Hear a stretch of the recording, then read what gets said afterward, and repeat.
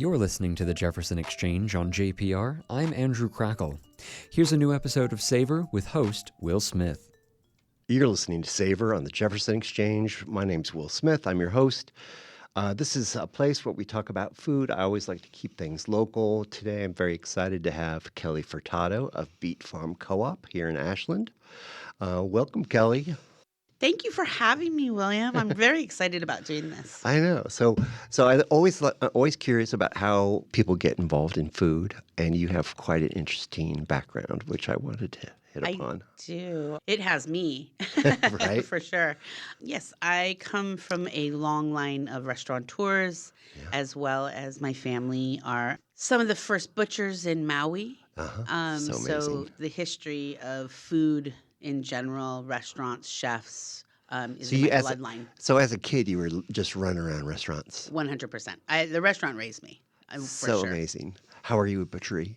I am not fabulous at that. The irony about that is I grew up in steakhouses most of my life. So interesting. And the story goes that my uncle Buzz, the creator of Buzz's Steakhouse, actually created the salad bar So amazing. originally. So I grew up that way my whole entire life, just embedded in all of it. Yeah, I But love that. I was a vegetarian for about 8 to 10 years. So great. And my father didn't think that was very funny. But my mother did accommodate me and made all of my meals for me so that I didn't eat steak or anything like that for a long time. And your family's been on Maui or the Hawaiian Islands for a Hundreds long of time. years, a long time. Yes, we're 11 generations deep. Yeah, that's really Yes, long time. incredible. Yes, and I have approximately about 120 family members there currently. So great. Yeah, most of our And family's there. it's been a hard few years for It your family. has. Yeah.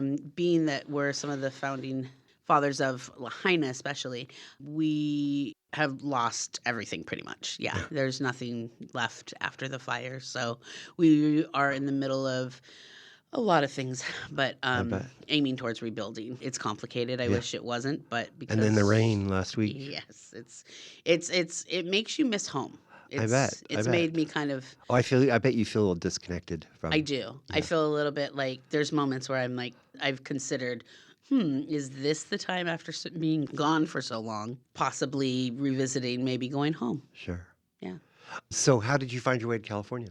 I found my way to California originally by going to college in San Diego. Okay. Completely different fashion design school. I designed clothes instead of plates. Nice. And the restaurant business is a really hard business. Being a chef is really hard. It takes a toll on your family. It takes a toll on a lot of different things. So it was kind of embedded in me from my father to not do this as a job. Sure. He would say, you understand how hard this was on your own childhood. What, don't do this. And so I didn't. I kind of steered away from it, even though I always had a job in the restaurant business. Mm-hmm. I kind of came a little bit late to the chef part of it, as far as I've always cooked, I've always done that, but actually having it as a career didn't really take place until a little bit after college. Right. And then I started looking at things a little bit differently, and people told me, this is what your calling is. You should be doing food. Right. I think that sort of exposure at a young age, that's kind of like your life's blood. And then you had to try something else. 100%. And then, so how did the chef Part of portion things of your grow. life? So I was really concentrated on being a fashion designer, which sounds silly to me now, but it just, I had there's no nepotism in it whatsoever because I Sure. had no connections with anything. And then as time went on, I realized I wanted to be in food, but I wanted it to look different. I didn't want to just go home and work for the restaurants and work for my family and do all of those things. Right. I thought, how could I make this my own? And a very close friend said to me, you should become a private chef. Right. And that way the money is really great, but also you have control over things. And so I kind of dabbled in that for a moment when I lived in California, and then went off to explore it more. Started my first business, and that was called The Other Woman. and it was in a place called Las Gatas. Uh-huh. And that's how I started. And it just kept growing and growing, and then ended up taking me far, taking me. I always think, having gone to cooking school in my 20s, my path, which was food styling photography, is such a great thing. I think doing a private chef, I had a friend who was a corporate chef. There's many, many really great food jobs that people don't know exist. Yes, and I agree with that. And I love that you found your own way to do things. Yeah, I just knew that I wasn't wanting to work in a restaurant, Right. like in the typical form that I had grown up in, Right. and that there were other avenues to that. But my father and mother just knew the traditional ways of that being, so it's not exactly that I was met with like all the support in the world, because it would kind of seems like, well, how are you going to make money doing that? You know, is that a realistic thing? Right. And I didn't know either necessarily, Right. but I paved the way to some different things, and I thought, well, why can't I create it Sure. and make it my own? And Right. so that's basically kind of the standpoint I took. So give us a little thumbnail on what you actually ended up doing in LA, which I think is so great. So yes, so what I did that was really different and really kind of cemented my feet into the job and the career that I was in. After spending time in Northern California, I eventually ended up in LA. I worked for Beverly Hills Hotel for a bit, and then I also went into a new position with a friend of mine. My friend was working at Mandalay Pictures, and I asked her very nicely, "Do you have a sandwich girl?" And she said, "I do." And she happened to be my best friend. And she said, "Why?" She's like, "You make really like gourmet meals. Why are you asking about the sandwich girl position?" And I said, "Well, what if we do a little spin on this? Right.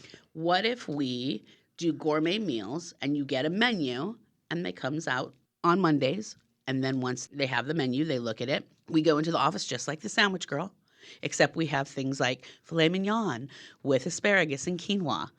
And she went, "Sold.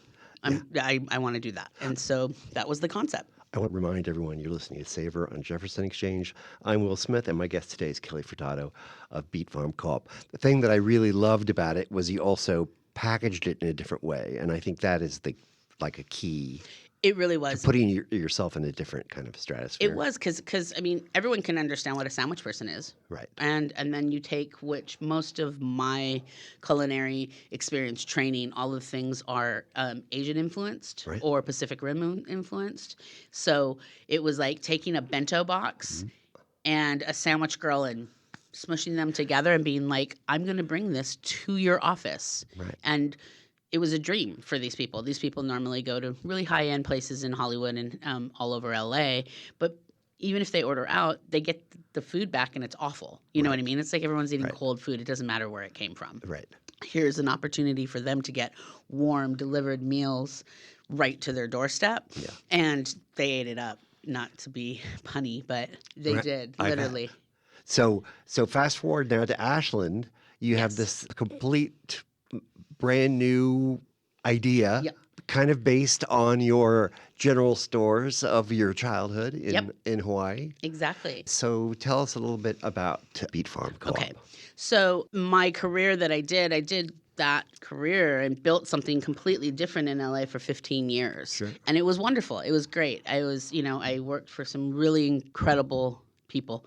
Oprah Winfrey Network, Variety, Mandalay Pictures, all of these things gave me really great opportunities to broaden my scope and mind. Right. So when I decided that LA, and my husband decided LA was just, we needed to move to the next phase. He's in music, and that was his want, was to follow his dream in music. Well, so then we kind of needed to create a different avenue for that. Right. I did food, he did music. Well, of course, it seems obvious that you would do the two things together. Sure. Not so obvious. You have to make careers and make money. Right. So we decided to build a thing called Turntables and Tacos.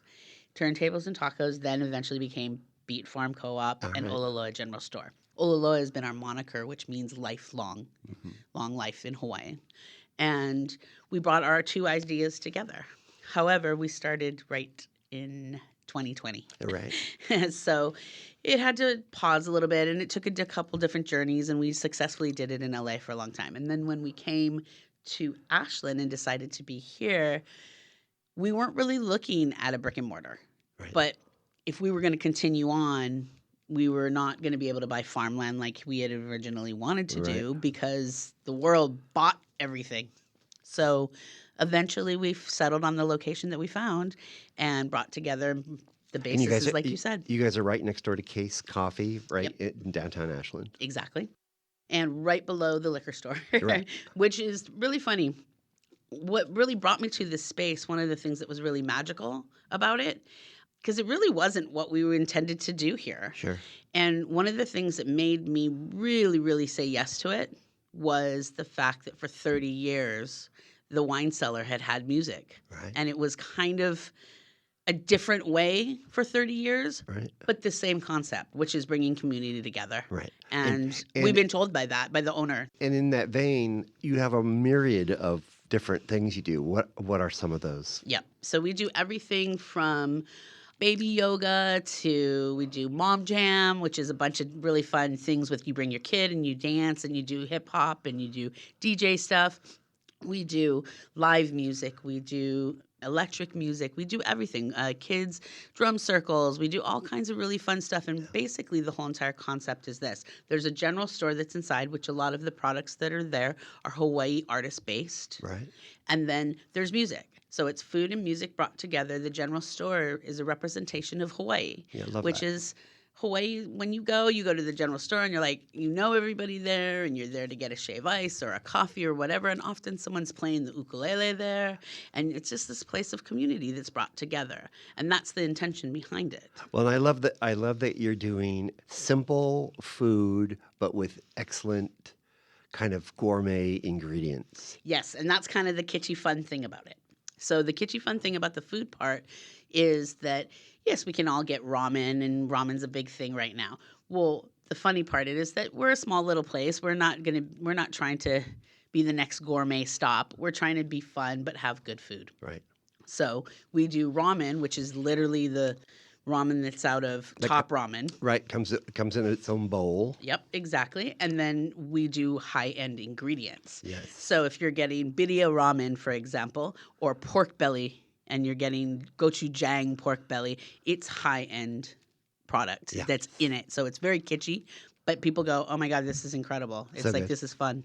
And then also tacos. We do tacos. We do a lot of different things like smoked Kalua pig tacos, which has Hawaii flair to it. We also have all kinds of different things that we do tacos, and we do little Sammy melts that we do. My favorite. Yeah, with the different ingredients. Sometimes we do mozzarella with the smoked jam. We do all kinds of different things. Yeah. So great. And also, to get on the hip factor with low alcohol, which I think is great, people are drinking less and less and less. So you have a selection of mocktails, too. We do. We serve a lot of options for drinks that are not alcohol based. And then we also, usually for most of our events that we do, we'll come up with a mocktail that kind of suits the event. And one of the other really great things about it that we think, we keep our pricing really, really low. All right. I was struck by that, which is Yeah, which it's is like great. $5 for almost every single thing. As that I just went out for a burger and an appetizer, and it was $75. We need some other options that are a little Yeah. bit more reasonable. And the reason why all of that comes back to the same thing. Community. Sure. Are we making millions of dollars at Beet Farm? No, but that's not the intention. The intention is to bring community together through food, music, art, and creation so that we can all come together and have something in common, because we sure have a lot not in common right now. No, exactly. So the best way to kind of see what you guys are up to is your website's beetfarm.coop. It's beetfarmcoop, COOP.com. Oh, see, I did have it wrong. That's okay. Thank you. And it's always up to date. So it gives you kind of the Yes. weekly. So we're curated, which is different. So we're not a bar. We're not and that's one of the most confusing things for people here. We're not a bar. We're a curated event space. So from week to week, things change. Month to month, we have some similar things that show up every month. We have a thing called Vibey, which is very community-based, super fun. We have a Lego table, music, all kinds of things. So much We fun. have Switch, Mario Kart that everybody gets to play, all those kinds of things. But generally speaking, every week, you can pull up our schedule. I want to thank Kelly Fertado for being my guest today on Savor. And we have to do a shout out for Jeremiah Matthews, your husband and partner. Yes, because I couldn't really do it without him. Right, he's a big part of it. Thank you. Thank you so much. Thank you for having us. You've been listening to Savor on the Jefferson Exchange. My name is Will Smith. You can find us at jeffexchange.org, on Apple, Spotify, or wherever you get your podcasts. Thank you.